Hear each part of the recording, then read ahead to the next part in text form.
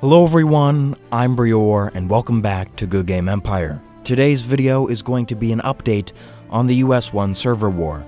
Over the course of the past few weeks, I've received a lot of additional questions about how the war began and how it's going, and so in today's video I hope to answer those questions. In the background of today's video I will include some PvP footage of myself sending out some attacks against players from Grumpy King and the Kingdom of Neff. This footage is over a month old. I was sitting on it for a while and it was my intention to record some narration for it and then upload that as its own video, but because the footage is outdated now, I don't feel quite right doing that. But I hope that you will enjoy that footage nevertheless in the background of what I have to say today. Now, one of the questions that I receive most frequently is, of course, why did the server war resume? I know that many players frequently check Alliance descriptions to see when they've been updated, or perhaps they visit the forums, or maybe even they watch my videos to try to learn more about the drama that's going on behind the server war. And I guess I understand that, but quite frankly, as somebody who is participating in the server war, I don't really care. I think I've said that in previous videos, and I know I've said it on Discord. Simply put, Good Game Empire is a browser game. Why would I care who has the moral high ground? All I want to do is to continue growing my account and playing with the people that I know and like in my current alliance. The fact that my current alliance is allied with the Misc is good, because the Misc happens to be winning, but once again, I'm indifferent to the moral arguments. However, I know that this answer won't be satisfying to all of you, necessarily, so I will try to answer your question and fulfill your insatiable lust for drama. Now, as you might very well be aware, the original server war on the United States server began in November of 2014 and lasted all the way into 2018 when it ended in a stalemate. All alliances involved found that they could not capture the property of other alliances in the war, and by that point, everyone had more or less been reduced to smoldering rubble.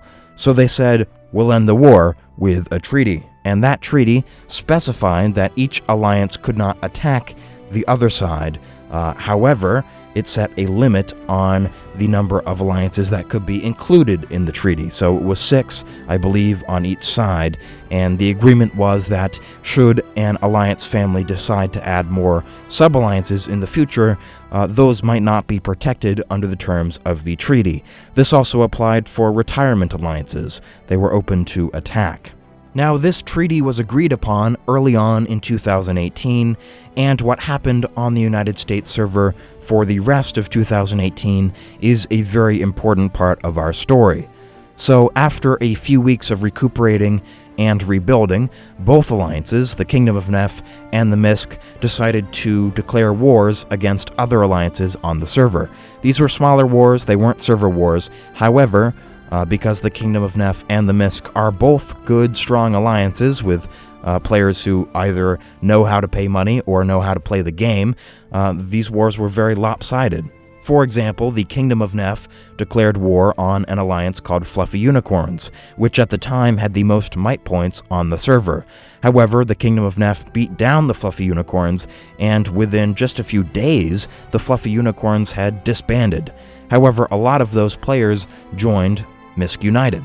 If you happen to be following my channel last year, you might remember that the Kingdom of Neff declared war on my alliance, the Unforgiven. Now, we fared substantially better than the Fluffy Unicorns. We held our ground, we didn't lose very many members. However, we were definitely outmatched, and we couldn't do much to damage the Kingdom of Neff on our own. Now, eventually that war ended, and the Kingdom of Neff moved on to other targets. One of the targets that they threatened was Grumpy King. However, it was actually the Misc who ended up declaring on that alliance. And the Misc went in strong and was going after Grumpy King's property. I forget if it was a metropolis or a capital. That was the end game for the Misc. That is what they wanted to capture. However, at the very last minute, the player who owned that property moved over to the Kingdom of Neff. They sent him an invite, and they took him in, and they protected that capital or metropolis so the Misc couldn't get it. This was a very aggressive move. The Kingdom of Neff was interfering with a war that the Misc was involved in. Now, in order to fully understand what happened on the United States server in 2018, you need to pay careful attention to where alliances like the Fluffy Unicorns, Grumpy King, and the Unforgiven went. Almost unfailingly, these alliances and more subsequently opted to join the side that had not attacked them. Members of the Fluffy Unicorns, although that alliance disbanded, the best members joined the Misc.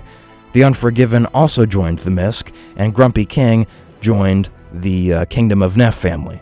The Kingdom of Neff and the Misc in 2018 declared a number of these smaller wars against other alliances, probably for fun or maybe to collect property on the server. However, the long-term effect was to encourage players on the server to join what would later become the opposing side once the server war resumed. As a result, at the end of 2018, you had players on both sides who were really angry. For example, the players in Grumpy King were probably pretty upset about what had happened to their alliance, and they wanted revenge on the Misc. This is about when a redeclaration of the server war appeared to become inevitable, but we've yet to discuss what actually made that declaration happen. What specific event was it?